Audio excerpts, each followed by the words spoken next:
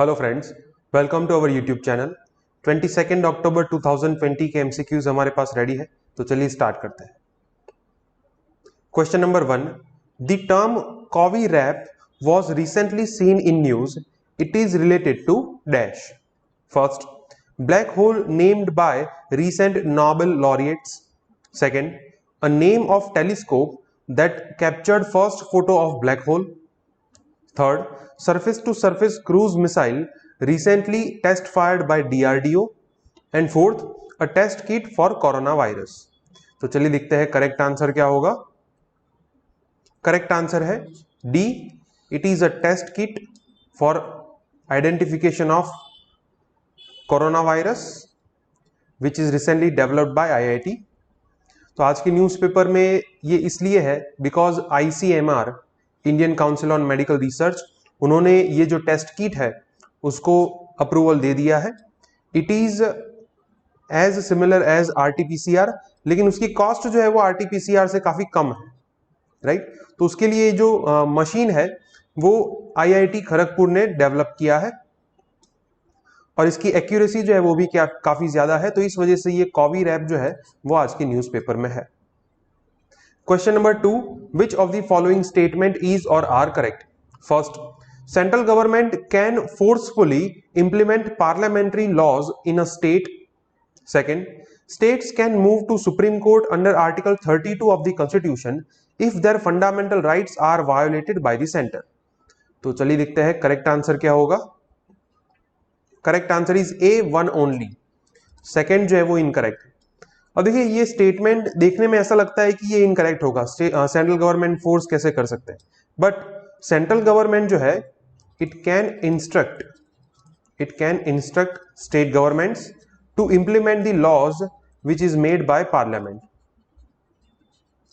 अगर मान लो कि स्टेट गवर्नमेंट ये लॉज को इंप्लीमेंट नहीं करते, then central government can move to supreme court कि स्टेट गवर्नमेंट जो है वो हमारे इंस्ट्रक्शंस को फॉलो नहीं करते, and then supreme court will order state government to forcefully implement these laws in their state.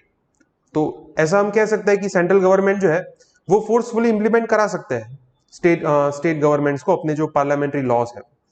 तो फर्स्ट जो है वो करेक्ट होगा। अगर मान लो कि स्टेट गवर्नमेंट सुप्रीम कोर्ट के ऑर्डर को फॉलो नहीं करते, then it will be seen as contempt of court. It will be seen as contempt of court, और फिर कंटेम्प्ट ऑफ कोर्ट के अंदर जो प्रोसीडिंग्स है वो किसी भी स्टेट के खिलाफ चल सकती है। तो फर्स्ट जो है वो करेक्ट होगा। सेकेंड इज इनकरेक्ट बिकॉज यहां पे ये जो आर्टिकल 32 लिखा है, it is a fundamental right, and आप सभी को पता है कि फंडामेंटल राइट जो है वो किसी भी इंडिविजुअल या फिर सिटीजन को अवेलेबल है, वो किसी पर्टिकुलर फॉर्म ऑफ गवर्नमेंट को अवेलेबल नहीं है। फंडामेंटल राइट आर अवेलेबल, अगर उसका वायोलेशन होता है तो आप सुप्रीम कोर्ट जा सकते हैं, but it is available for individuals and citizens of India, right. तो ये फंडामेंटल राइट जो है वो गवर्नमेंट को अवेलेबल नहीं है। Yes, state governments can go to the Supreme Court under Article 131 of the Constitution, which talks about the original jurisdiction of Supreme Court. Centre and state का जो डिस्प्यूट है, तो 131 आर्टिकल के मुताबिक स्टेट गवर्नमेंट जो है वो सुप्रीम कोर्ट जा सकते हैं। यहां पे जो प्रोसीडिंग्स होगी सेम प्रोसीडिंग्स यहां पे भी होगी, बट ये आर्टिकल 32 यहां पे लिखा है, इस वजह से ये गलत होगा। So answer is a, one only. अभी सेंटर एंड स्टेट के बीच का ये कन्फ्लिक्ट जो है वो स्टार्ट हो चुका है। काफी सारे जैसे पंजाब लेजिस्लेचर ने पिछले दिन ये एंटी फार्म एक्ट बिल्स जो है वो पास किए थे, अब राजस्थान भी सेम मूव फॉलो करने वाला है। Question number 3, right to protest is a part of which of the following article of the constitution? Option A article 21, option B article 19, option C article 20 and option D article 25। तो चलिए देखते हैं correct answer क्या होगा। Correct answer is B, article 19। According to supreme court, right to protest is a fundamental right under freedom of speech and expression. Freedom of speech and expression, right to protest उसका ही एक part है। सो अभी जो farmers जो है वो protest कर रहे थे, पंजाब के अंदर, तो उन्होंने जो रिजोल्यूशंस पास आउट किए हैं, तो इस वजह से उन्होंने अपना जो ब्लॉकेड है वो लिफ्ट कर दिया है। Question number 4, which of the following statement is or are correct about state of global air report 2020? First, India saw an overall decrease in deaths due to particulate matter 2.5 PM 2.5. Second, India managed to reduce the number of people exposed to household air pollution in the past decade. तो चलिए देखते हैं correct answer क्या होगा। Correct answer है इसका second only, first जो है वो इनकरेक्ट है। अब देखिए ये ग्लोबल एयर रिपोर्ट जो है वो कल ही रिलीज किया गया है, उसके अंदर इंडिया के रिलेटेड अगर हम फाइंडिंग्स देखें तो इंडिया के अंदर PM 2.5 एक्सपोजर की वजह से जिन लोगों की डेथ्स होती है इट ग्रू बाय 61%, उसके अंदर इंक्रीमेंट हुआ है, मतलब कि उसके अंदर अभी 61% ग्रोथ हुआ है कि जिसकी वजह से ये PM 2.5 के एक्सपोजर की वजह से लोगों की डेथ हो गई। तो ये फर्स्ट जो है वो इनकरेक्ट होगा, बिकॉज यहां पे ये लिखा है कि ये एक्सपोजर कम हुआ है। सेकंड जो है वो करेक्ट है। अगर हम individual house hold air pollution की बात करें तो हाउस होल्ड एयर पॉल्यूशन के अंदर जितने लोग उससे एक्सपोज्ड थे तो वो पिछले साल 61% था। 61% मतलब इतने परसेंट लोगों को इंडिया ने हाउस होल्ड एयर पॉल्यूशन की प्रॉब्लम में से बाहर निकाल दिया था। इस साल ये परसेंटेज जो है वो इंक्रीज हो गए 73%, मतलब the number of people who are recovered from the household air pollution increased from 61 to 73। तो मतलब ये एक अच्छा आउटकम है, ये पॉजिटिव आउटकम है। तो सेकंड जो है वो करेक्ट होगा, answer is B, second only. So ये जो particular state of global air report 2020 release हुआ है तो उसके कुछ फाइंडिंग्स हैं यहाँ पे इंडिया से related. So as of now air pollution is now the biggest health risk in India as per this report. अब हम एयर पॉल्यूशन के ऊपर एक कंसेप्चुअल क्वेश्चन भी देखेंगे। Question number 5, which of the following statement is or are correct about air prevention and control of pollution act? First, both CPCB that is Central Pollution Control Board and SPCB that is State Pollution Control Board have powers to close an industrial plant which do not comply with the air pollution norms. Second, it also includes prevention and control of noise pollution into it. तो चलिए देखते हैं correct answer क्या होगा। Answer is C, both 1 and 2, दोनों statement जो है वो करेक्ट है। Central pollution control board and state pollution control board, उन दोनों को ये 1987 का जो अमेंडमेंट एक्ट था उसके अंदर ये अथॉरिटी दी गई कि अगर कोई इंडस्ट्रियल प्लांट इस पर्टिकुलर एक्ट के नॉर्म्स को फॉलो नहीं करता तो वो उस पर्टिकुलर प्लांट को बंद कर सकते हैं। It can close an industrial plant if it डिफाइड the air pollution norms. तो ये फर्स्ट जो है वो करेक्ट होगा। सेकंड जो है वो भी करेक्ट है, जब ये अमेंडमेंट हुआ तो उसके अंदर ये नॉइस पॉल्यूशन जो है उसको भी एयर पॉल्यूशन के अंदर इंक्लूड किया गया है। दोनों स्टेटमेंट करेक्ट है, answer is C, both 1 and 2। Question number 6, which of the following category of persons are eligible for free legal services under Legal Services Authority? First, women and children. Second, persons with disabilities. And third, SCs and STs। तो चलिए देखते हैं correct answer क्या होगा। Correct answer is D, 1, 2 and 3। तीनों category जो है they are eligible for the free legal services under any legal services authority, rather it is national और स्टेट लीगल सर्विसेज अथॉरिटी और डिस्ट्रिक्ट।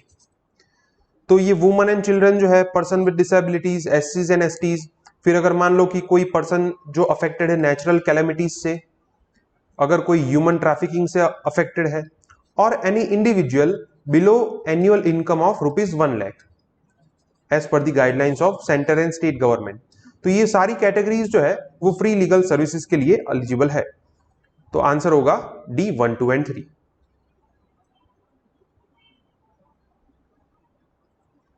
सो अभी Delhi state legal services authority जो है उन्होंने e prison module start किया है which will be operational in all districts bye जनवरी। तो इस वजह से ये लीगल सर्विसेज अथॉरिटी न्यूज में है। ऑल्सो विद दैट इस साल के प्रीलिम्स के अंदर भी इस टाइप का एक क्वेश्चन आया था एलिजिबिलिटी से related. Question number 7, which of the following statement is or are correct about unlawful activities prevention act, UAPA के बारे में कौन सा स्टेटमेंट करेक्ट है? First, both centre and state government have powers under this act to prevent unlawful activities. Second, it is applicable to the foreigners also even the activities are carried out outside India। तो चलिए देखते हैं correct answer क्या होगा। Answer is B, second only. First जो है वो incorrect है, बिकॉज यहां पे पावर जो है वो सिर्फ सेंट्रल गवर्नमेंट के पास है। The national security is a subject of central government, तो इस वजह से यहां पे अनलॉफुल एक्टिविटीज को प्रिवेंट करने के पावर्स सिर्फ सेंट्रल गवर्नमेंट के पास है। State government is not a part of this. तो फर्स्ट जो है वो इनकरेक्ट होगा, सेकंड इज करेक्ट। अगर मान लो कि कोई फॉरेन नेशनल है, अगर वो अनलॉफुल एक्टिविटीज चलाता है आउटसाइड इंडिया, लेकिन फिर भी उसको आप टेररिस्ट डिक्लेयर कर सकते हैं। जैसे रिसेंटली गवर्नमेंट ने 3-4 लोगों को टेररिस्ट डिक्लेयर किया था, इंडिविजुअल्स को, राइट। वो इंडिया के नहीं है, वो फॉरेनर्स है, लेकिन फिर भी उनको टेररिस्ट डिक्लेयर किया गया। तो ये सेकंड जो है वो करेक्ट होगा। Answer is B, second only. Opposition parties जो है वो ये रिजोल्यूशन पास करवाना चाहते हैं कि यूएपीए को रिपील किया जाए। Question number 8, which of the following is or are related to crop procurement measures in India? First, market intervention scheme, second, price support scheme, and third, minimum support prices. तो चलिए देखते हैं correct answer क्या होगा। Correct answer is D, 1, 2 and 3। तीनों जो है they are related to crop procurement measures. Market intervention scheme जो है उसके अंदर पेरिशेबल्स एंड हॉर्टिकल्चर क्रॉप्स को प्रोक्योर किया जाता है on the request of state governments if the prices of this produces has increased by 10% और the prices are reduced by 10% और the production is increased by 10%। मतलब कि अगर प्रोडक्शन के अंदर पिछले साल की कंपैरिजन में 10% इंक्रीमेंट हुआ है या फिर प्राइस जो है वो 10% रिड्यूस हुई है, तब जाके स्टेट गवर्नमेंट जो है वो सेंट्रल गवर्नमेंट को रिक्वेस्ट कर सकते हैं। Then central government will procure the perishable और horticulture crops at this scheme. Second जो है वो price support scheme, it is related to oil seeds, pulses and cotton. ये 3 टाइप के क्रॉप जो है इसके अंदर प्रोक्योर किए जाते हैं। एंड मिनिमम सपोर्ट प्राइस आप सभी को पता है, एमएसपी के अंदर काफी सारे बास्केट ऑफ क्रॉप्स जो है वो प्रोक्योर किए जाते हैं। सो तीनों जो है वो क्रॉप प्रोक्योरमेंट से रिलेटेड है। सो अभी रिसेंटली ये जो क्रॉप प्रोक्योरमेंट का पेमेंट जो है वो डिले होता है, तो इस वजह से एक मूवमेंट चल रही है स्वराज अभियान। तो उसके अंदर ये जो ग्रीवेंसेस है फार्मर्स के with regard to crop procurement, वो इस पर्टिकुलर रिपोर्ट में दिए गए हैं। Question number 9, which of the following statement is or are correct about digital payments in India? First, India has witnessed a growth in digital payments both in terms of volume and value. Second, the value of digital payments to GDP has increased drastically. तो चलिए देखते हैं correct answer क्या होगा। Correct answer is C, both 1 and 2। दोनों statement जो है वो करेक्ट। इंडिया के अंदर डिजिटल पेमेंट्स का वॉल्यूम जो है as per the reports of RBI वो 61% इंक्रीज हुआ है एंड उसकी वैल्यू जो है वो 19% इंक्रीज हुई है। तो मतलब कि ये फर्स्ट स्टेटमेंट जो है वो करेक्ट होगा। And as per the report of RBI in 2018-19, अगर हम कंपेयर करें 2014-15 से, तो 18-19 के अंदर डिजिटल पेमेंट्स की वैल्यू का जो ग्रोथ रेट है it stands eight 862%।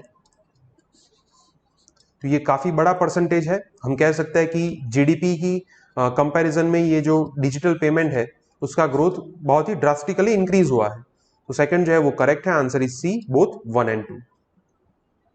Digital payment के लूप होल्स क्या है और किस तरीके से हम इसे दूर कर सकते हैं, उसके बारे में ये काफी अच्छा आर्टिकल है, आपको पढ़ना चाहिए। Question number 10, which of the following South American country does not share border with the Pacific Ocean? First Chile, second Peru, third Ecuador and fourth Bolivia. So let us see correct answer क्या है। Correct answer is D, Bolivia. आप यहां पे देख सकते हैं Bolivia जो है it is a landlocked country, Peru it shares border with the Pacific Ocean, यहां पे चिली है और यहां पे इक्वेडर, मतलब बोलीविया जो है वो हमारा आंसर होगा। बोलीविया के अंदर अभी प्रेसिडेंशियल इलेक्शंस हुए थे, इस वजह से वहां की जो पॉलिटिक्स है वो न्यूज में है। ओके फ्रेंड्स, तो आज के 10 एमसीक्यूज यहाँ पे कंप्लीट होते हैं। अगर आपको कोई डाउट है तो आप कमेंट सेक्शन में लिख सकते हैं।